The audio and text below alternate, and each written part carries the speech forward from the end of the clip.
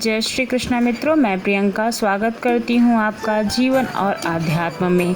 कैसे हैं आप सब? उम्मीद करती हूँ आप सभी लोग अच्छे होंगे, अपने अपने घरों में स्वस्थ होंगे। मित्रों, अभी गंगा सप्तमी आने वाली है, तो मैं उसी के बारे में आप लोगों के लिए जानकारी लेके आई हूँ, उसकी कथा लेके आई हूँ। तो चलिए कथा को सुनते हैं। इसके बाद में गंगा दशहरा की भी कथा मैं आप लोगों के समक्ष प्रस्तुत करूँगी।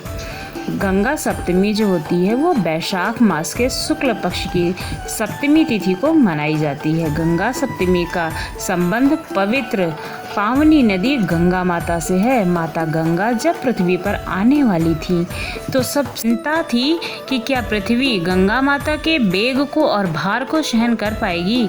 तब ब्रह्मा जी के सुझाव पर भागीरथी ने भगवान शिव शंकर को अपने कठोर तप से प्रसन्न किया और उन्हें इस बात के लिए मनाया कि माँ गंगा स्वर्ग लोक से पृथ्वी पर अवतरित होने से पूर्व उनकी जटाओं में उतरें, ताकि उनका वेग और भार दोनों कम हो सके। इस प्रकार गंगा माता पृथ्वी पर अवतरित हुई। इस अवतरण के दिन को ही गंगा सप्तमी कहते हैं। इस बार गंगा सप्तमी 7 मई शनिवार को दोपहर 2:56 पर शुरू हो रही है और 8 मई को रविवार को शाम 5 बजे समाप्त होगी। वैशाख शुक्ल सप्तमी की उदया तिथि 8 मई को प्राप्त हो रही है, इसलिए गंगा सप्तमी का जो त्यौहार है वो 8 मई को मनाया जाएगा। पूजा का शुभ मुहूर्त 8 मई को 10:57 से लेकर 2:38 तक का रहेगा। जो शुभ मुहूर्त का समय है वो 2 घंटे 41 मिनट तक रहेगा। आइए इसका महत्व जान लेते हैं। माँ गंगा स्वर्ग से पृथ्वी पर अवतरित होने से पूर्व गंगा सप्तमी के दिन भगवान शिव की जटाओं में उतरी थीं। उस दिन वैशाख शुक्ला सप्तमी थी। इस तिथि को हर साल गंगा सप्तमी मनाते हैं। गंगा के वेग को रोकने के कारण भगवान शिव ने उनको अपनी जटाओं में बांधा था, जिसकी वजह से उनको पृथ्वी पर उतरने का मौका नहीं मिला। इस बात का महाराज भगीरथ को भी नहीं था। एक बार फिर उन्होंने भगवान शिव को अपनी कठोर तप से प्रसन्न किया और माँ गंगा को उनकी जटाओं में होते हुए पृथ्वी पर अवतरित होने का आशीर्वाद प्राप्त किया। तब जाकर माँ गंगा पृथ्वी पर अवतरित हुई और राजा सगर के 60,000 पुत्रों को मोक्ष की प्राप्ति हुई। गंगा सप्तमी के अवसर पर गंगा नदी में स्नान किया जाता है, ताकि सभी पाप कट जाएं और मृत्यु के पश्चात मोक्ष की प्राप्ति हो। तो हमारे पुराणों में गंगा जी की कई कथाएं मिलती हैं। वामन पुराण के अनुसार जब भगवान विष्णु ने वामन रूप में अपना एक पैर आकाश की ओर उठाया तो ब्रह्मा जी ने भगवान विष्णु के चरण धोकर जल को अपने कमंडल में भर लिया। इस जल के तेज से ब्रह्मा जी के कमंडल में गंगा का जन्म हुआ। ब्रह्मा जी ने गंगा हिमालय को सौंप दी। इस तरह देवी पार्वती और माता गंगा दोनों बहनें हुईं। इसी में एक कथा यह भी है कि वामन के पैर में चोट से आकाश में छेद हो और जिससे 3 धारा फूटी। इसमें से एक धारा पृथ्वी पर, एक स्वर्ग में और एक पाताल को चली गई और गंगा त्रिपर्था कहलाई। और शिव पुराण के अनुसार गंगा माता के जन्म की कथा इस प्रकार मिलती है कि गंगा भी देवी पार्वती की तरह भगवान शिव को पति के रूप में पाना चाहती थी। देवी पार्वती नहीं चाहती थी कि गंगा उनकी सौतन बने। फिर भी गंगा ने भगवान शिव की घोर तपस्या की। इनकी तपस्या से प्रसन्न होकर भगवान शिव ने इन्हें अपने साथ रखने का वरदान दे दिया। इसी वरदान के कारण जब गंगा धरती पर अपने पूरे वेग के साथ उतरी तो जल प्रलय से धरती को बचाने के लिए भगवान शिव ने इन्हें अपनी जटाओं में लपेट लिया। इस तरह गंगा को भगवान शिव का साथ भी मिल गया। और कुछ मराठी लोक कथाओं के अनुसार यह बातें मिलती हैं कि गंगा को भगवान शिव की दूसरी पत्नी बताते हैं वे लोग, और पार्वती गंगा को परेशान करती हैं, जिसकी शिकायत गंगा भगवान शिव से करती हैं। और पार्वती के कोप से गंगा जी की रक्षा के लिए भगवान शिव उन्हें अपनी जटाओं में छुपा लेते हैं। गंगा के जन्म और नदी रूप में प्रकट होने की जिस तरह अनेकों कहानियां हैं, उसी प्रकार इनके मानव रूप में प्रेम की भी कई गाथाएं प्रचलित हैं। शास्त्रों में लिखा है कि ब्रह्मा जी के श्राप के कारण गंगा नदी के रूप में धरती पर आई और दूसरी ओर भीष्म को हस्तिनापुर के राजा शांतनु के रूप में जन्म लेना पड़ा।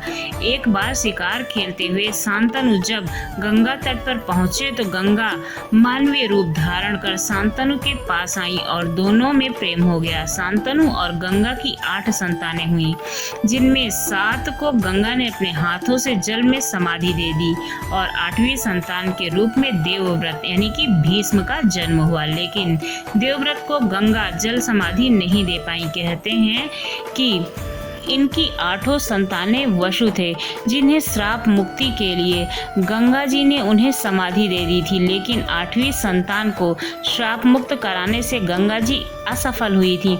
इसकी पूरी कथा मैंने अपने चैनल पर पहले ही डाली हुई है। आप लोग अगर जानना चाहते हैं तो ज़रूर जाइएगा और उस कथा को अवश्य सुनिएगा। महाभारत की कथा के अनुसार देवी गंगा अपने पिता ब्रह्मा के साथ एक बार देवराज इंद्र की सभा में आई। यहाँ पर पृथ्वी के महाप्रतापी राजा महाभीष भी मौजूद थे। महाभीष को देखकर गंगा मोहित हो गई और महाभीष भी गंगा को देखकर मंत्र मुग्ध हो गए। इंद्र की सभा में नृत्य चल रहा था, तभी हवा के झोंके से गंगा का आंचल कंधे से गिर गया। सभा में मौजूद सभी देवी देवताओं ने शिष्टाचार के तौर पर अपनी आंखें झुका ली, लेकिन गंगा में खोए महाभीष उन्हें एकटक निहारते रहे। गंगा भी उन्हें देखती रह गईं। क्रोधित होकर ब्रह्मा जी ने श्राप दे दिया कि आप लोग लोक लाज और मर्यादा को भूल रहे हो, इसलिए आपको धरती पर जाना होगा और आप दोनों एक दूसरे को पसंद करते हैं, इसलिए वहीं पर आपका मिलन होगा। वो गंगा हमारे देश की शान है और वो हमारे पूर्वजों को हमेशा तारती आई हैं। आइए जानते हैं कि गंगा जी की उत्पत्ति भारत में कहाँ से होती है। गंगा जी का उद्गम दक्षिणी हिमालय में तिब्बत सीमा के भारतीय हिस्से से होता है। गंगोत्री को गंगा का उद्गम माना जाता है और गंगोत्री उत्तराखंड राज्य में स्थित गंगा का उद्गम स्थान है। सर्वप्रथम गंगा का अवतरण होने के कारण ही यह स्थान गंगोत्री कहलाता है, किंतु वस्तुतः उनका उद्गम 18 मील और ऊपर श्रीमुख नामक पर्वत से है। वहाँ गौमुख के आकार का एक कुंड है जिसमें से गंगा की धारा फूटी है और 40 मीटर ऊंचा गौमुख गंगा का उद्गम स्थान है। इस गौमुख कुंड में पानी हिमालय के और भी ऊंचाई वाले स्थान से आता है। हिमालय से निकलकर माता गंगा 12 धाराओं में विभक्त होती हैं, जिनमें से मंदाकिनी, भागीरथी, धौली गंगा, अलख गंगा प्रमुख हैं। गंगा नदी की प्रधान शाखा भागीरथी है, जो कुमाऊं में हिमालय के गौमुख नामक स्थान पर गंगोत्री हिमनद से निकलती है। यहाँ गंगा जी को समर्पित एक मंदिर भी बना हुआ है। वहाँ से लगभग 23वीं पीढ़ी बाद और राम से लगभग 14वीं पीढ़ी पूर्व भगीरथ जी हुए थे। भगीरथ जी ने ही गंगा जी को पृथ्वी पर उतारा था, जिसकी कथा मैं आप लोगों को सुना चुकी हूँ अभी इसी वीडियो में। इससे पहले उनके पूर्वज सगर ने भारत में कई नदी और जल राशियों का निर्माण किया था। उन्हीं के कार्य को भगीरथ जी ने आगे बढ़ाया और अब पहले हिमालय के एक क्षेत्र विशेष को देवलोक कहा जाता था, जहाँ से माता गंगा की उत्पत्ति भारत में हुई। आपको ये सारी जानकारी कैसी लगी ज़रूर बताइएगा। अगर अच्छी लगी हो तो हमारे चैनल को सब्सक्राइब करना ना भूलिएगा और भी कई सारी कथाओं के लिए। धन्यवाद।